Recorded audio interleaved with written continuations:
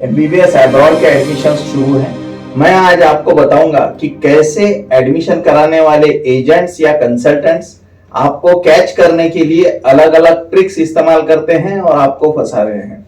हालांकि सबसे बड़ा फ्रॉड तो ये है कि उन कंट्रीज में एडमिशन करना जहां का एमबीबीएस इंडिया में वैलिड ही नहीं है।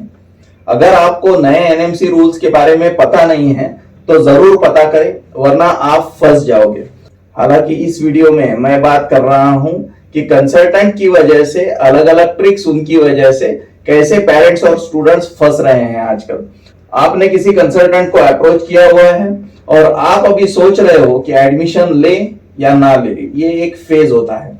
उस समय अगर आपका कंसल्टेंट ये कहता है कि 10,000 रुपए देकर एडमिशन बुक कर लो वरना बाद में एडमिशन नहीं मिलेगा, ये श्योर साइन है कि आपको फंसाया जा रहा है।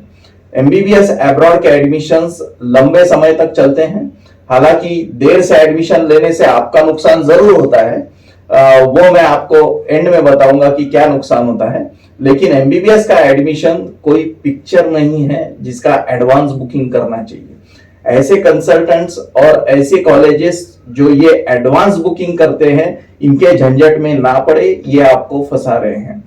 किसी भी मेडिकल कॉलेज में एडमिशन होता है, एडमिशन का एडवांस बुकिंग नहीं होता है।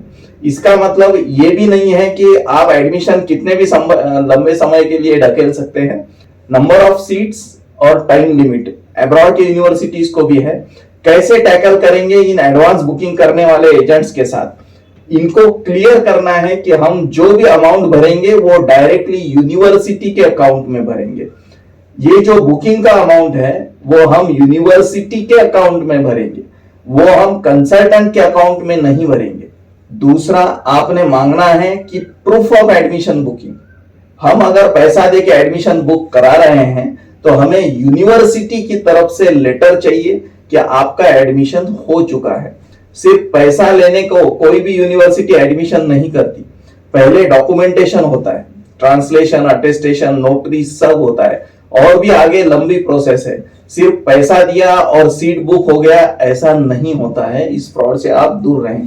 कई सारे एजेंट्स का तरीका ये होता है कि वो ओरिजिनल डॉक्यूमेंट्स ले लेते हैं, जैसे 10th या 12th की मार्कशीट ले ली, और जब आप एडमिशन कैंसिल करने की बात करते हो तो वो बताते हैं कि हमने पैसे भी यूनिवर्सिटी को दे दिए और आपके ओरिजिनल डॉक्यूमेंट्स भी हमने यूनिवर्सिटी को दे दिए। अब आप एडमिशन कैंसिल नहीं कर सकते, या अगर आपको कैंसिल करना है तो एक बड़ी रकम की वो डिमांड करते हैं। ये बहुत कॉमन ट्रिक है फ्रॉड करने की। पहले जो रकम भरनी है वो यूनिवर्सिटी के अकाउंट में भरनी है।